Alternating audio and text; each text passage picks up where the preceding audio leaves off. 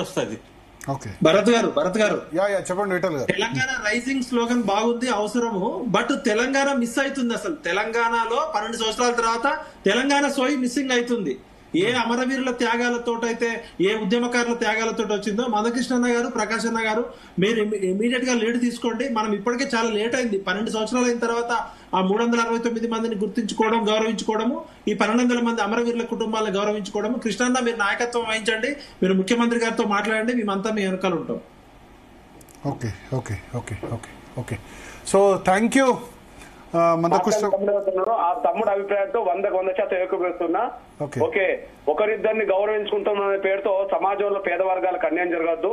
Development పేరుతో పెట్టుబడిదారులకు, వ్యాపారులకు దోషపెట్టడం కాకుండా పేద వర్గాలకు ఈ భాగస్వామ్యం ఎట్లుంటది, న్యాయం ఎట్లు జరుగుతుంది అనే విషయం జవాబు చెప్పాల్సిన బాధ్యత ప్రభుత్వం మీద ఉన్నది. దాని గురించి కూడా మనం కొట్లాడాలి. అంటే గ్లోబల్ సమ్మిట్ గురించి ఏంటి మీ ఒపీనియన్ మందకృష్ణ మాదిక్ గారు? గ్లోబల్ సమ్మిట్ విషయంలో కానీ, ఏ సమ్మిట్ విషయంలో కానీ ఇంతకు ముందు మాట్లాడిన తమ్ముడితో నేను ఏకీభవిస్తున్నా. ఉండాలి. అది సమాజంలో మన తెలంగాణ ప్రజలకు భవిష్యత్తుకు ఉపయోగపడాలి, అత్యంత పేద వర్గాలకు ఉపయోగపడాలి.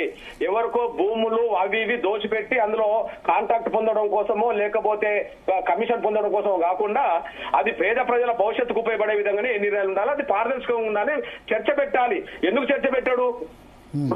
మేధావులతో చర్చ పెట్టవచ్చు కదా, ఉద్యమకారులతో చర్చ పెట్టవచ్చు కదా, సలహాలు ఇస్తారు కదా, సూచనలు చేస్తారు కదా. అవన్నీ లేకుండానే జరుగుతున్నాయి కదా. అక్కడ తమ్ముడు అభిప్రాయంతో మేము సమర్థిస్తున్నాం. భరత్ గారు, ప్రకాష్ గారు, ఈ 2 సంవత్సరాలలో 4,60,000 కోట్లకు ఎంఓయూలు అయినాయి. ఇవాటి వరకు వచ్చింది ఎంత అంటే 12,000 కోట్లు. అందులో 2,600 కోట్లు మాత్రమే బయట నుంచి కేన్స్ అనే ఒక సంస్థ దీనిలో వచ్చింది. ఇది కంపెనీ, కేన్స్ కంపెనీ. మిగతా ఏంటంటే మిగతా డబ్బంతా కూడా మన బ్యాంకులు ఇచ్చినాయి. అందులో 500-600 కోట్లు ఎస్సీ ఎస్టీలకు సంబంధించి పారిశ్రామికవేత్తలకు ప్రభుత్వం ఇచ్చిన సబ్సిడీతో ఉన్నాయి. అంటే మొత్తం మనము 4,60,000 కోట్లల్లో 2 years తర్వాత ఎంత వచ్చింది, గ్రౌండ్ అయింది ఎంత అంటే టీజీ ఐపాస్ రికార్డ్స్ ప్రకారంగా కేవలం 2,600 కోట్లు. అది కూడా కేన్స్ సంస్థ ఒకటే. ఇక అల్లి 0 ఇది వాస్తవం. మీరు గూగుల్ మీ దగ్గర ఉంది, గూగుల్లో కొట్టండి. ఐజాన్ టుడే ఎంత పెట్టుబడులు అనౌన్స్ చేయడం నుంచి మెటీరియలైజ్ అయ్యేంత వరకు చాలా సమయం పడుతుంది కదా. గ్రౌండ్ అయ్యే 2 సంవత్సరాలు పడుతుందా? ఇప్పుడు గ్రౌండ్ అయ్యేందుకు ఒక్కోసారి 4-5 సంవత్సరాలు కూడా పడుతుంది. ఫ్యాబ్ సిటీ రాజశేఖర రెడ్డి టైంలో ఫ్యాబ్ సిటీ అన్నారు. ఇప్పటి వరకు కాదు 4,60,000 కోట్లు ఎక్కడ, 2,600 కోట్లు. ఈ నెంబర్స్ ఫిగర్స్ మనకు తెలుసు. ఈ మాయా నెంబర్స్ ఫిగర్స్ మీరు గూగుల్ మీ దగ్గర మీ పీసీఆర్ అడగండి, గూగుల్లో ఈ క్వశ్చన్ వేసి చూపెట్టండి. నేను అనేది ఏదైనా మెటీరియలైజ్ అయ్యేందుకు ఈ గవర్నమెంట్ అయినా ఏ గవర్నమెంట్ అయినా ఈ మెటీరియలైజ్ అవడం, ఈ స్టేట్మెంట్లు అంతా కూడా ఉత్తగా ఏదో ఇదంతా కూడా ఏంటంటే ఆ రియల్ ఎస్టేట్ లేకపోతే మా రాష్ట్రానికి ఇన్ని పెట్టుబడులు వస్తున్నాయని చెప్పుకునేందుకే తప్ప అది మెటీరియలైజ్. దయచేసి ఊరికే రియల్ ఎస్టేట్ అనకండి. దాంట్లో మంచిని కూడా చూడండి. అంటే ఒక్కొక్క సబ్జెక్ట్ రియల్ ఎస్టేట్ ఆ రకంగా అనడం కరెక్ట్ కాదండి. మీరు సలహాలు సూచనలు మీడియా ఇవ్వచ్చు, ఇప్పుడు బ్రదర్ ఇవ్వచ్చు, కానీ దాన్ని ఎంతసేపు రియల్ ఎస్టేట్ అనడానికి ఏముందండి? రాజకీయంగా విమర్శించాలంటే ఎన్నని అంటారు. చేసిన మంచిని చూడండి, చేయాల్సిన దాన్ని కూడా చెప్పండి. కానీ ఒక మంచి చెప్పండి, మీరు చేసిన మంచిది ఒకటి చెప్పండి. ఎందుకు మంచి లేదండి? ఇప్పుడు మహిళలకు ఉచిత బస్సు మంచిది కాదా? మేము కరెంట్ ఇస్తలేమా? 500 గ్యాస్ ఇస్తలేమా? మంచి లేక ఇప్పుడు చేయాల్సినవి మీరు చెప్పిండ్రు. డెఫినెట్ గా వాటి మీద దృష్టి సారిస్తాం. ముఖ్యమంత్రి గారి దృష్టి కూడా పోతుంది. ఇప్పుడు పెద్దలు మందకృష్ణ అన్న గారు కూడా ఉన్నారు. వారు మాట్లాడడానికి కూడా ముఖ్యమంత్రి గారు సమయం ఇస్తారు. డెఫినెట్ గా మనందరి తరఫున పెద్దన్నగా వారు మాట్లాడతారు. ప్రజల తరఫున మీరు చేయాల్సిన దాన్ని చెప్పండి. కానీ మీరు అన్నారు కదా 2 ఏళ్లే అయింది, పట్టాలి. అవునండి, 2 సంవత్సరాలే. మరి మిగులు బడ్జెట్ కున్న రాష్ట్రాన్ని అప్పుల రాష్ట్రంగా చేస్తే నెలకు 6,500 కోట్ల వడ్డీ కడుతున్నాం కదండి. మరి బడ్జెట్ లేదు.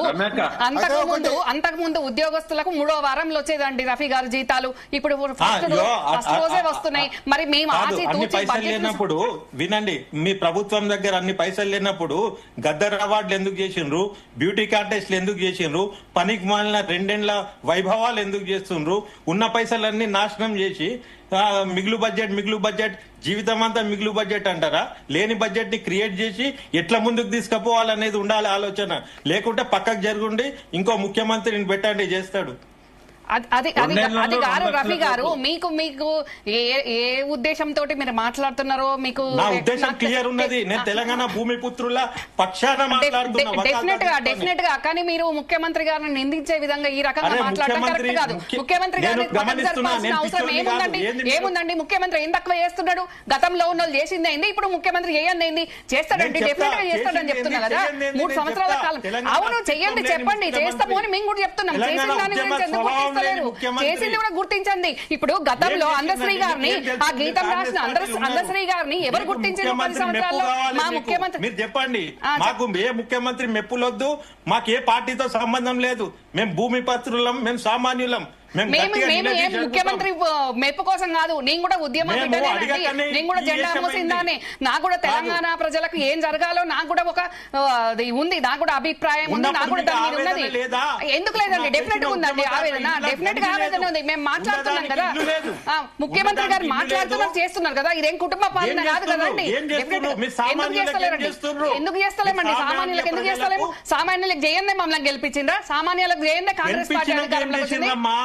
ఎందుకు చేస్తలేమండి? అన్ని చేస్తూనే ఉన్నాం కదా. డబుల్ బెడ్రూమ్లు ఇస్తున్నాము, ఏకకాలంలో రుణమాఫీలు చేస్తున్నాము, అన్ని ఇస్తూనే ఉన్నాం. ఏం చేస్తలేమండి చెప్పండి? గ్లోబల్ సమ్మిట్ అనేది మీకు నచ్చకపోవచ్చు, అది అందరితోటి అన్ని రకాల సమావేశాలు పెట్టి గ్లోబల్ సమ్మిట్ పెట్టాలని అంటే ఎట్లయితుందండి? పార్టీకో ఐడియాలజీ ఉంటదండి, ముఖ్యమంత్రికో ఐడియాలజీ ఉంటది. చెప్పండి, ఏం ఐడియాలజీ ఉంటది? కనపడుతుంది ఐడియాలజీ, దిమాగ్ ఉన్నందుకు అర్థమైతది.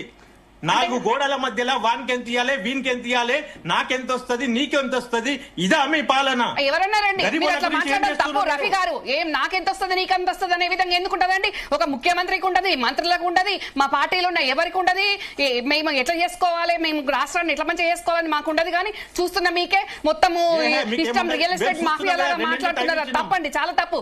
మీరు సలహాలు ఇవ్వండి, మేము స్వాగతిస్తాం. కానీ ఎంతసేపు మీరు ముఖ్యమంత్రిని కాంగ్రెస్ పార్టీని టార్గెట్ చేసే విధంగా కరెక్ట్ కాదండి. ముఖ్యమంత్రిని ఒక్క మాట అనలే, మీరు ఇందాక అన్నారు కదండి, ఇప్పుడే అన్నారు కదా, ఎందుకు వేస్ట్ చేస్తున్నారు, ఎందుకు పెట్టుబడులు రావాలి. మరి పెట్టుబడులు రావాలంటే పెట్టాల్సిన అవసరం ఉంది కదండి.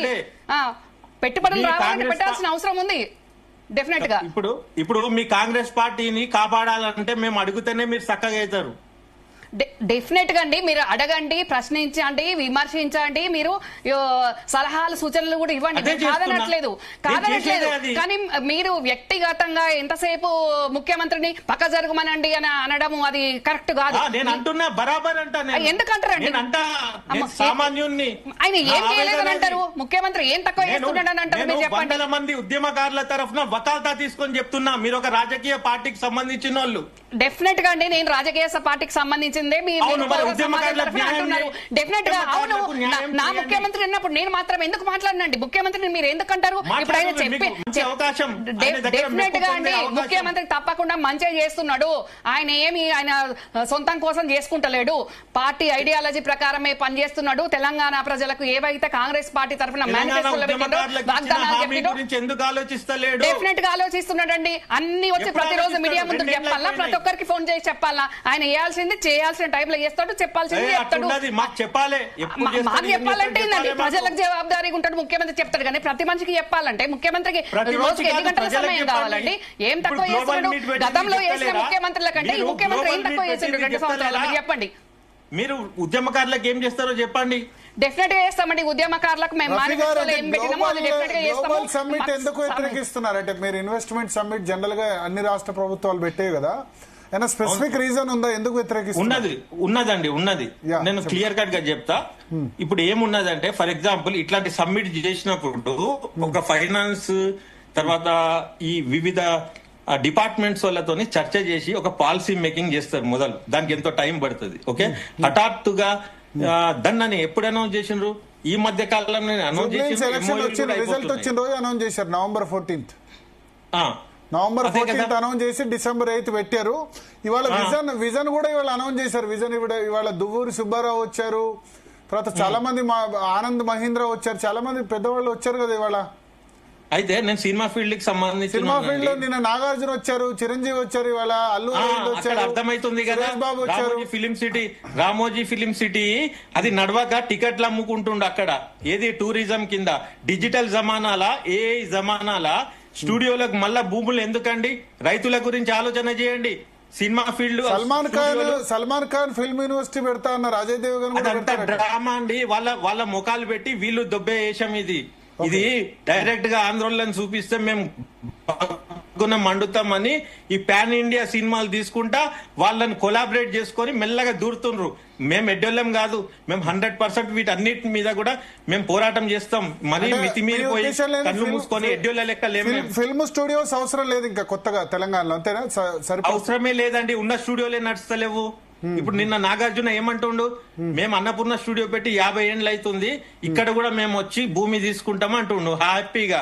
తెలంగాణలో పనిచేసే కళాకారులు ఏంది, వాళ్ళ ఉపాధి ఏంది, మరి వాళ్ళ ఎంటర్‌ప్రెన్యూర్‌షిప్ కావద్దా, వాళ్ళకి స్టూడియోలు కావద్దా, ఒక ప్రత్యామ్నాయ తెలంగాణ సినిమా పాలసీ కావాలని 5 డిమాండ్లు ఇస్తే ఒక్క డిమాండ్ గురించి కూడా ఆలోచన లేదు. కానీ పెట్టుబడిదారుల గురించి, క్యాపిటలిస్టుల గురించి ఆలోచిస్తుండు. కానీ మేము ఇచ్చిన డిమాండ్ల గురించి పిలిచి మాట్లాడిండా ఒకసారన్నా? మాకేం ఒరగంది ఎందుకు?